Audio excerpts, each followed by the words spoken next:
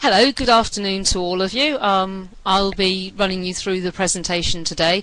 I'm also the Chief Examiner for GCSE Religious Studies, so if you have any sort of general questions as well as those that are on the presentation today, feel free to type them in and I'll answer them at the end.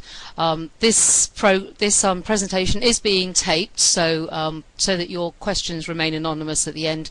They'll all be done at the end, so please feel free to type them in at any point in time and I'll deal with them all at the end. The part of the presentation at the beginning is generic to all the GCSEs which are undergoing changes at the moment. Some of them don't apply to GCSE Religious Studies, so please bear with me when I talk about things that, well, I'll refer to them and say we don't really need to worry about those for GCSE Religious Studies. But if you are teaching another subject, it might be useful just to keep an ear open or to find out what's going on in other subjects as well as our own ones. The GCSE reforms have been put in place by the government. They confirmed most of them last December, and so Edexcel and other examination boards have been busy putting together their responses to them. We are assuming that there are going to be no changes to the content of anything we teach, although we've had to resubmit all our specifications, and I've noticed that on the Edexcel Religious Studies examination page, if you go on the website, you can see that they are waiting for confirmation that no changes are going to be necessary. So for today now, we'll run through this presentation, and as I say, please type in your questions and I will deal with them at the end of them. These are the GCSE reforms that are going to affect us and all GCSEs in England. All examinations are going to become linear in structure. That means the modular structure that we take our GCSEs in at the moment is going to disappear. All examinations are going to be taken at the end of the course. This affects 2-year courses which start this coming September and the 3-year courses that may have started last September. So if you start in Year 9 your GCSE and then finish it in Year 11, this will have already affect you, and your Year 9s will have to take it as a linear exam in 2014. The second thing that has changed is that additional marks for spelling, punctuation and grammar have been added to English literature, geography, history and to religious studies, so that will affect us. Units cannot be resat before cash-in. So once you have cashed in a exam, you cannot resit it, but you can resit it before cash-in. You need to talk to your examinations officers because that does affect how you pay for your exams and how you organise them. And although this doesn't affect GCSE Religious Studies, there will no longer be any exams taking place in November or January, so they will only be in the summer. Controlled assessment, again, doesn't affect us but will affect other subjects, can be conducted at any time, so that's not going to affect us because we don't do it, but will mean minimal changes for other subjects. Now this table that I'm showing you now shows a timeline of when all these things have been taken into place. It is also on the Edexcel website for you to look at later, and this presentation is going to be, I think you can download it after this presentation so that you've got your own one so you can tell other people about it. The timeline then goes from September 2010, so it goes right the way back in time. And the first thing you'll notice is that the first teaching of the last GCSE that was modular with 2-year was started September 2011. That's because obviously next September we will have a linear one. The entry for GCSEs where they take the exams in June 2013 for us, so sort of ignore the other lines going up. For June 2013, that will be the last modular exam for them to sit, so that will be our last exam at that point. And English language, English literature, maths for your own ability, information really, will allow one resit later in the autumn, just to make it fair. So the final exam series for modular in English language, English and maths will be in the November following, but that doesn't apply to religious studies because we don't have a November series anyway. January and March 2014 will no longer be any exams being sat at that time. And then what we have coming above, September 2010, so that has gone in the past. If you're teaching year 9s over 3 years for your GCSE, the children that started then in 2010 will have SPAG, spelling, punctuation, grammar marks, added to their GCSEs. So that will be the first of the spelling, punctuation and grammar, which I'll explain more about later on. The September 2011 students will, in their second year of their courses, if they take it at the end, will have spelling, punctuation, grammar marks on their papers. So if you started this 2011 over 2 years and you take 2 papers at the end of the 2 years, if you choose to do that, both will have SPAG.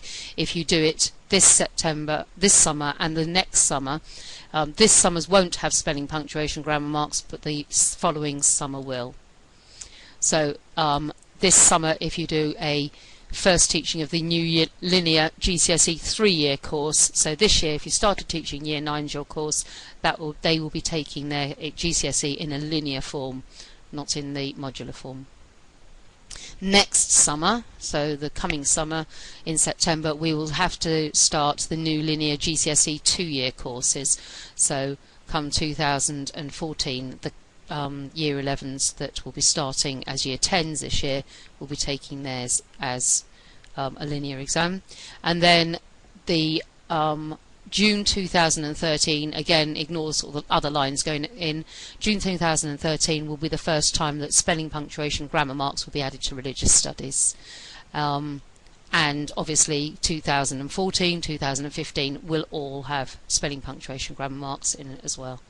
So that's the way that looks at the moment. It's a bit complicated when you look at it now, but if you look at it later on, given a bit of time, that will work through for yourselves. Gives you an idea of when the different papers will be allowed. And obviously June 2014, that will be the first time the linear exam will be sat. And GCSEs will have a November series in 2014, but no other subjects will. So that's English language, maths and English literature. So that again doesn't apply to us. So the changes, hopefully, there will be minimal changes to the specifications, with the exception of those subjects introducing marks for SPAG, which does include us.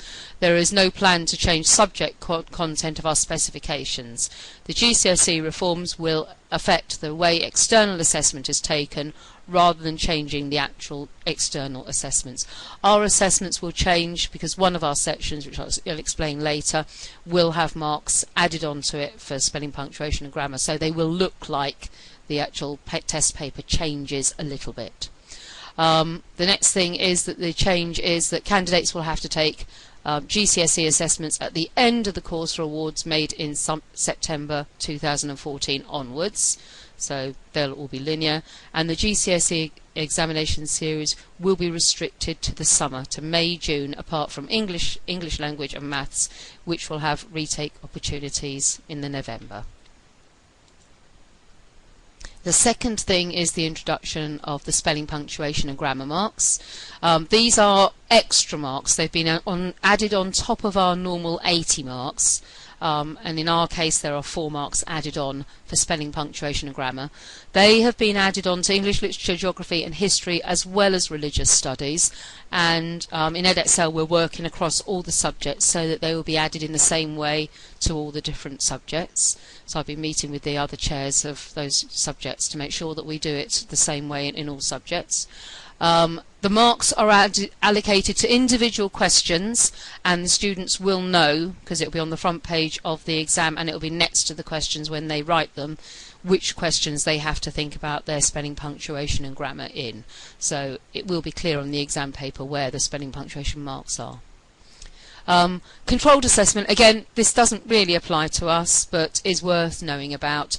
There are no proposed changes to controlled assessments. Schools may continue to schedule them to their own discretion as far as permitted by the specifications. Obviously they have to be submitted by a certain time. However, the controlled assessments must be submitted at the end of the course. So although they're done at any point in the year, they have to be submitted by the normal date at the end of the course. They may be carried forward if the student wishes to retake the whole qualification, and you need to make sure that the correct task is being used for the correct dates. Unit results over 2 exam series. So candidates will not be allowed to carry unit results forward from one examination series to another, except for when those units have already been used to count towards a GCSE single award. So this is more for science than it is for RE, and a candidate wishes to reuse the unit result for a double award in the same subject. We don't do that in RS. Or where a candidate wishes to carry forward the result from one or more, again, controlled assessment units. We don't do that either. So you know, it's not particularly relevant to us. Then what we've got is there are reforms to the performance tables. These might be interesting to your senior management team, so you might want to fill them in on these if they, I'm assuming they already know these information really. From 2014, the headline indicator will continue to be, as it is at the moment, 5+ A to C GCSEs, including English and Maths. All qualifications will only count as the equivalent of 1 GCSE, so the ones that at the moment are counted as being 2 GCSEs or more, they will now only count as 1. And vocational and academic qualifications will continue to be recognised. You need to double check on your qualification if it's not RS. Obviously our RS GCSEs is different to this, but some of the non-GCSEs you need to double check on what those are. Edexcel certificates will still be included. The present entry-level certificates will still be awarded under the new performance tables, and the EBAC will continue. It's a moot point for RS really, but obviously that's only going to apply to English, Maths, History, Geography, 2 sciences, and ancient or modern foreign language. But hold that space really. We have to hope that maybe the government will include religious studies at some point. For religious studies specifically, so this is the part that's really of interest to us, from 2014 candidates will only be able to sit a linear exam in the summer examination period. So those candidates who start this September over 2 years will be able to sit it as a linear exam. Most will sit a full GCSE 2 units they have started in 2012. That's what the majority of the candidates who sit GCSE with us do. Some will sit 2 units after 3 years of study, so they will have started that this September just gone. Some will sit a short course. The short course is not disappearing, it is still going to run and still be valid. It won't be in part of the performance tables anymore because it's not a full GCSE. It's a short course GCSE, so it won't be in the performance tables, but it still will be offered and run and certificated by Edexcel. You can sit that in year 10 or 11, but it cannot be topped up to a full course. If you do enter your children in year 10 and year 11 at the moment and they want a full GCSE, you will not be able to do that. They'll have to do it both in year 11. What you can do is they can sit one in year 10 and one in year 11, but then they will end up with 2 short course GCSEs. They will not get a full course GCSE. So that should be quite clear about what we're going to be doing. There's no content going to be changing to any of the units. If there are any content changes, obviously the government haven't yet finished with what they're going to be doing with our subject. Those will appear on the Edexcel website on the religious studies page, but at the moment we are assuming there's going to be no content changes. 1 unit will still be awarded as a short course, 2 units will still be awarded as a full GCSE, and there is going to be no changes to the permissible combination of units. So you can find in the specification which units can be combined. That won't change. It is suggested that maybe you adapt your planning to deliver a linear approach, because obviously at the moment you finish one, if you're doing it over 2 years, you finish one exam in the May and then you start the next one, and there's no overlap, so the children don't need to keep the information that they learn in year 10 in their heads until they're in year 11, unless they're retaking. So it will mean that we need to adapt maybe our teaching methods a little bit. It is suggested that you can still follow current schemes of work and insert mock exams and mini exams to keep students continuously revising. The schemes of work which are on the Edexcel website are currently being updated so that they are in a linear format to help people using those schemes of works.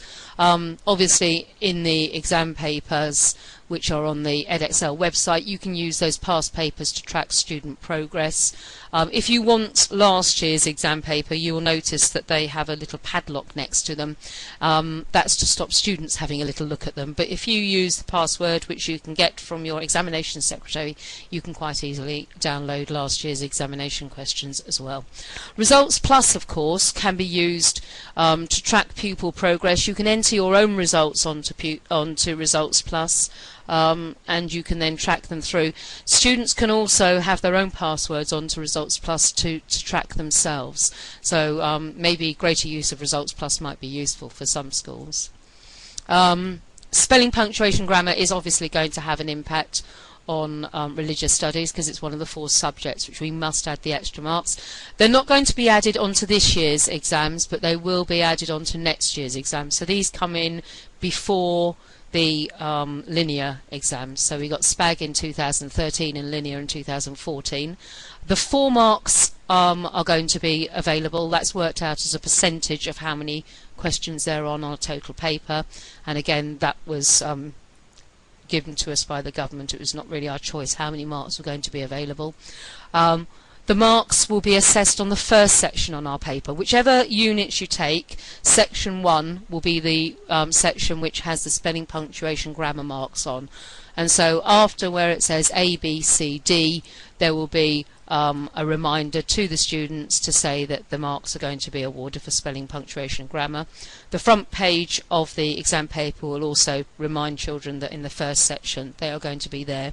There's various reasons why we decided to put them there, but the most important one is really that children's handwriting, their spelling, their time is greater at the beginning of a paper, and so hopefully they will perform best on the first section. But also on our first sections there is a good amount of specialist language on all of our units, so that will be quite useful for students to know that it's going to be on their first section, maybe when they're learning it, to remember that these ones you should be writing your best and doing good spelling, good punctuation, putting as much specialist language in as you possibly can. Ofqual have written the level descriptors for the spelling, punctuation and grammar, and these are going to be used by all awarding organisations. So these are what we are going to use to assess the students. There will be 1 mark for level 1, which is threshold. Obviously if they don't meet threshold they won't get any marks at all. The 1 mark will be for candidates who spell, punctuate, use rules of grammar with reasonable accuracy in the contents of the demands of the question. Obviously the demands of the question are what our question asks them to do. Now our questions don't ask them to write a whole heap of information. They won't be expected to write whole essays. They will be expected to write the same amount as we've seen in exam papers for the last 2 years anyway. They will be any errors will not hinder the meaning of the response. So we are expecting quite a few errors, but you can still work out what the candidate means at threshold, and they may be using a couple of a limited range of specialist terms appropriate. In level 2 there are 2 marks available in this, so no, sorry, 3 marks available, so you've got the level 1 and then 2 marks within this level. So it takes up to 3 marks are possible for intermediate performance. It's when they exhibit considerable accuracy, general control of meaning in the context of the demands of the question, and use a good range of specialist terms with facility. And to get 4 marks, they get level 3, which is using the rules of grammar with consistent accuracy, effective control of meaning in the contents of the demands of the question, and when required they use a wide range of specialist terms adeptly and with precision. Obviously we recognise that these are students who are 15, 16 under exam pressure, and they're not going to be spelling perfectly even at the high level. This is just a reminder of how many marks are available at the different levels. So the high performance level 3, they will be given 4 marks at the top level, that is. In the middle, the intermediate performance level 2, they will either get 2 or 3 marks, depending on whether they just about fit the description or whether they fit the description fully. And the threshold performance, if they meet that criteria, they'll get 1 mark. And obviously, if their work cannot be understood, their spelling, punctuation, grammar is so poor that it means that it's incomprehensible, it will be below threshold and they won't get any marks. They probably won't get any marks for RS either. Right, spelling, punctuation and grammar. The guidance, there is some guidance coming out to schools. It's not quite ready yet. The principal examiners and myself are still looking at how it's exactly going to run. But they will be sent to schools before the 2013. More information can be given to you from Ask the Expert about it. PowerPoint, there's one on the Edexcel website at the moment explaining what spelling, punctuation, grammar is and linking it to those threshold descriptors, which can be used in sort of parents' evenings, options evening, that kind of thing, and obviously in the schemes of work which are going on the Edexcel website when they're ready. Those ones can be used as well. So there's some information, and more information will be coming up. The exemplar materials, I'm sure, will be very, very useful, and we are expecting to send out examples of each of the different levels to students, so to teachers, so you can see what they'd look like. Obviously, over a linear exam, it's going to be important to make sure that we motivate students, keep them going, because they don't have the short-term aim of a paper at the end of their first year. It's important, obviously, to use a variety of teaching methods to make sure that you're positive and enthusiastic about the subject, even if we don't really want to move to a linear approach, to be positive about it, and then the candidates will be. Obviously, it's happening in all GCSE subjects, so it's not something that is only specific to RS and you'll have to justify it. It's the way it's going to be for them. It is important to keep giving candidates clear and achievable targets. Personally speaking, I do a test with each of my kids every time I do a topic. And so I use past papers, those kind of things, to make sure that they know where they're aiming and the kind of questions that they're going to get. And reward is always important, but most teachers know those things. Discussing ways to track students' progress.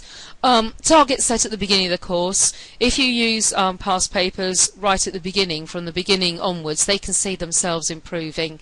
Mark schemes are available on the subject page. They're separate to the past papers, so you will need to download them separately.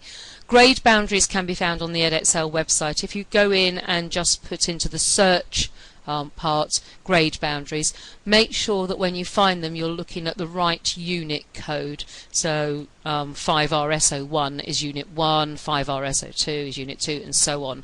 You need to make sure you've got the right grade boundary for the right unit, and then you can record their test scores on Results Plus. I find it also helpful for them to be able to mark their own work as well, so I actually give my children mark schemes and get them to mark as well, so they know what they're up to. Hopefully Edexcel will give you as enough support all the way through, but please contact us through Ask the Expert and emailing Religious Studies if you need more help. There will be exam preparation help on the Exam Wizard and Results Plus. The schemes of work are going to go online, as is sort of some course planners that are blank for you to fill in. Obviously you've got this online training today, but there are events going on. I think there's one in Manchester, one in Birmingham, one in London that's going to be doing some training as well on the changes that are going through. So there should be lots of advice around. Ask the Expert will put you in direct contact with senior examiners for whichever subjects you use. If it's for RS, GCSE, it will come through to me, so I can help you out as much as I possibly can. We have to deal with subject inquiries as quickly as we can, so you must hear back within 3 working days. And there are mailings that get sent out to your examinations officer, so you need to make sure that your examinations officer is working closely with you about any changes that are going to be there. The Edexcel webpage, they are keeping updated regularly at the moment. I know that changes went up last week, so they will keep you up to date on any changes that are occurring at all. So this is basically a summary through of everything that is going to happen.